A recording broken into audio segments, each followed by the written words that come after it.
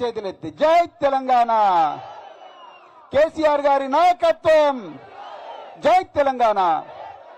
సభాధ్యక్షులు పెద్దలు గౌరవనీయులు మాజీ మంత్రివర్యులు శ్రీ సింగిరెడ్డి నిరంజన్ రెడ్డి గారికి, అదేవిధంగా నేటి ముఖ్య అతిథి శాసనసభ డిప్యూటీ ఫ్లోర్ లీడర్ మరియు మాజీ మంత్రివర్యులు శ్రీ తన్నీరు హరీష్ రావు గారికి, అదేవిధంగా మరొక మాజీ మంత్రి శ్రీ శ్రీనివాస్ గౌడ్ గారికి, అదేవిధంగా మరొక మాజీ మంత్రి శ్రీ లక్ష్మారెడ్డి గారికి, వేదిక మీద ఉన్న అందరూ ఎమ్మెల్యేలు, అదేవిధంగా ఎమ్మెల్సీలు, మాజీ ఎమ్మెల్యేలు, మాజీ చైర్పర్సన్లు, అదేవిధంగా సీనియర్ నాయకులు అందరికి కూడా పేరు పేరున జై తెలంగాణ.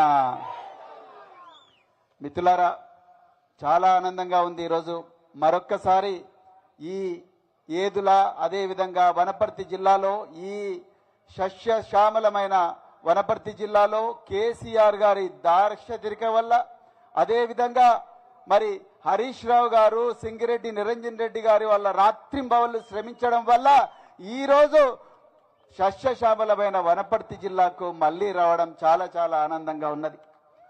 అదేవిధంగా మీ అందరికీ పేరు పేరున హృదయపూర్వక ధన్యవాదాలు తెలుపుతున్నా. ఎందుకంటే 2024లో కేసీఆర్ గారి ఆశీర్వాదంతోనే నేను పార్లమెంటు ఎన్నికల్లో బీఆర్ఎస్ పార్టీ తరఫున పోటీ చేసినప్పుడు రాత్రింబవళ్లు మీరందరూ శ్రమించి గెలుపు కోసం కృషి చేశారు.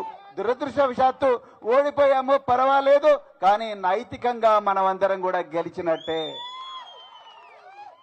మిత్రులారా, నేను రైతు కుటుంబం నుంచి రాలేదు, కానీ మా అమ్మ నాన్న ఇదే అచ్చంపేటలో అమ్రాబాద్లో ఉపాధ్యాయులుగా పనిచేసిండ్రు.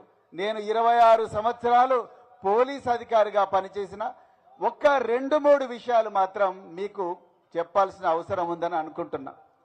మిత్రులారా, ఈరోజు ఈ రాష్ట్రం ప్రజల ప్రయోజనాలను గుండెలో పెట్టుకునే రాజకీయ నాయకుల చేతిలో లేదు.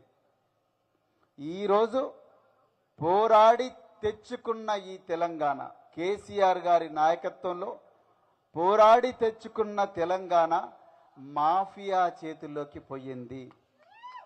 అవునా కాదా? మాఫియా నేరస్తుల చేతిలోకి పోయింది. దయచేసి జాగ్రత్తగా వినండి.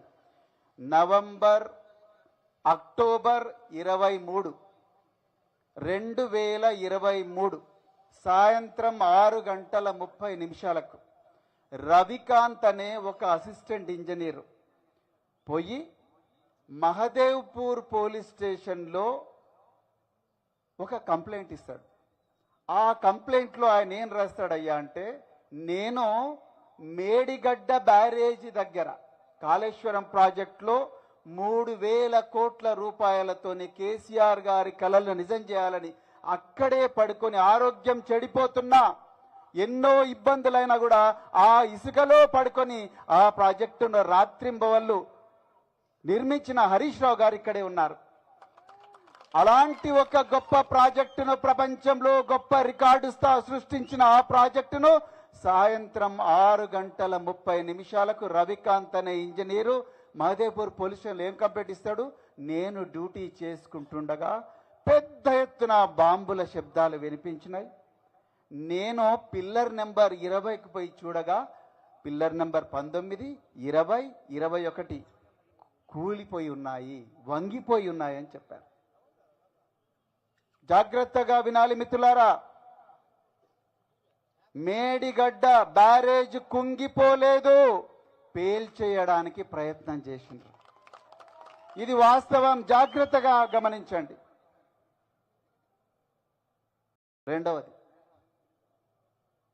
దాని మీద ఇంతవరకు కూడా ఎఫ్ఐఆర్ మీద పరిశోధన జరగలేదు. 2024 జనవరిలో పెద్దపల్లి జిల్లాలో హుసేన్ మియా వాగు మీద 23 కోట్లతో కట్టిన చెక్ డ్యాంను 8 జిలటిన్ స్టిక్స్ 12 డిటనేటర్లతోని ఒక కాంగ్రెస్ జెడ్పీటీసీ పోయి పేల్చే ప్రయత్నం చేస్తాడు. దాని మీద కూడా ఎఫ్ఐఆర్ అయింది, ఇంతవరకు వాళ్ళు అరెస్ట్ కాలే.